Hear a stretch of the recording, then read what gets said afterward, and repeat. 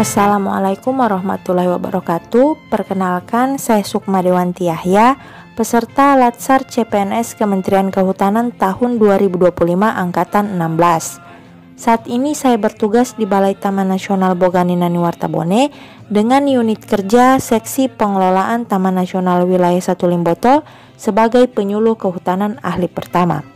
Pada kesempatan ini saya akan menjelaskan mengenai profil Balai Taman Nasional Boganinani Wartabone yang meliputi visi misi, struktur organisasi, tugas dan fungsi serta layanan kepada masyarakat.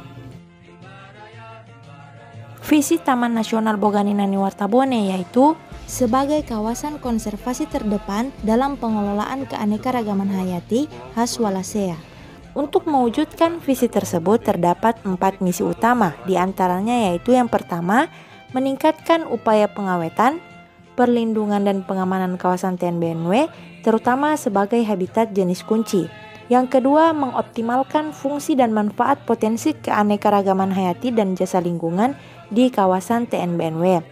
Yang ketiga, memantapkan sistem kelembagaan TNBNW dengan pengelolaan adaptif dan penguatan jejaring kerja. Dan yang keempat, memperkuat ekonomi masyarakat di sekitar kawasan TNBNW. Selanjutnya ialah struktur organisasi dari Balai Taman Nasional Boganinani Wartabone. Struktur organisasi Balai Taman Nasional Boganinani Wartabone disusun untuk mendukung pelaksanaan tugas dan fungsi pengelolaan kawasan konservasi secara efektif dan efisien. Pada tingkat tertinggi, Balai TNBNW dipimpin oleh Kepala Balai, kemudian diikuti oleh Kepala KSBTU yang mengkoordinasikan berbagai urusan, yaitu yang pertama urusan kepegawaian, yang kedua urusan umum, yang ketiga urusan BMN persediaan dan perlengkapan, yang keempat urusan keuangan, verifikator dan perencanaan, yang kelima urusan perlindungan, pengawasan dan perpetaan, dan yang keenam urusan pemanfaatan, pelayanan dan kerjasama. Selain itu, terdapat kelompok jabatan fungsional yang beranggotakan polisi kehutanan, pengendali ekosistem hutan, penyuluh kehutanan, perencanaan, dan peranata komputer. Kelompok ini berperan langsung dalam kegiatan teknis dan operasional di lapangan. Di bawah Balai TNBNW terdapat 3 seksi pengelolaan Taman Nasional atau disebut SPTN yang membawahi beberapa resort, yaitu yang pertama SPTN Wilayah 1 Limboto yang memiliki 4 resor, kemudian Seksi 2 Doloduo yang memiliki 4 resor, dan Seksi 3 Maelang yang memiliki 2 resor.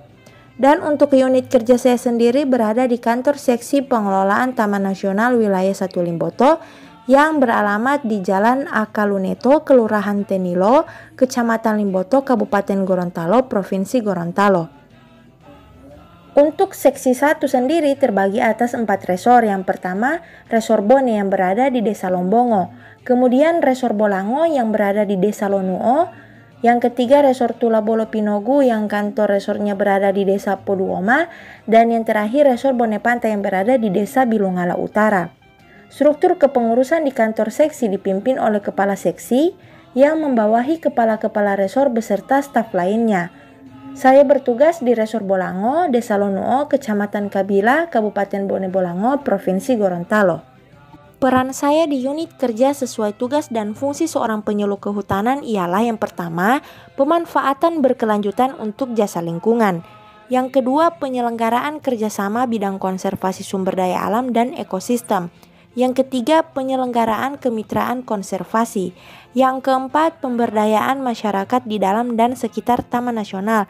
Dan yang kelima, pengelolaan kawasan Taman Nasional.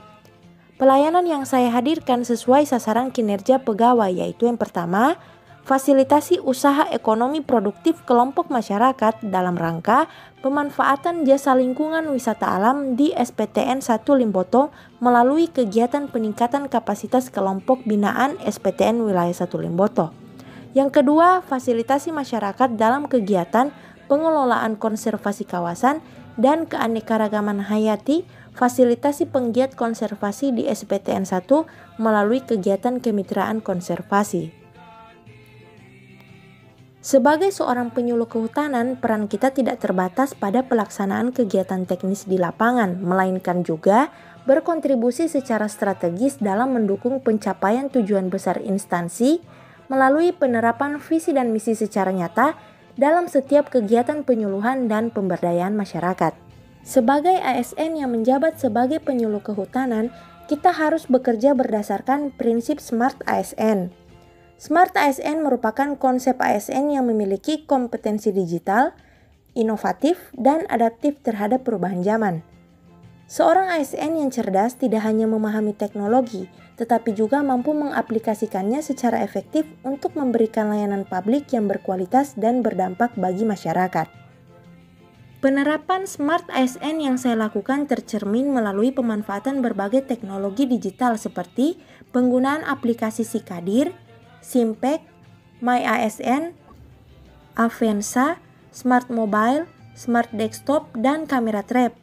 Pemanfaatan digital tersebut untuk meningkatkan efektivitas kerja, ketepatan data, serta transparansi pelaporan kegiatan di lapangan. Penerapan teknologi ini tidak hanya meningkatkan kinerja pribadi, tetapi juga berkontribusi terhadap terwujudnya ASN yang cerdas, responsif, dan berdaya saing.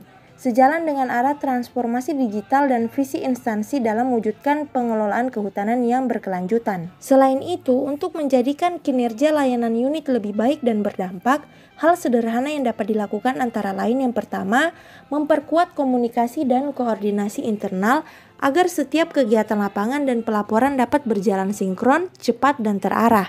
Yang kedua, memberikan pelayanan informasi yang responsif kepada masyarakat seperti menyampaikan hasil kegiatan, jadwal pendampingan, atau edukasi konservasi melalui media digital dan papan informasi di lapangan.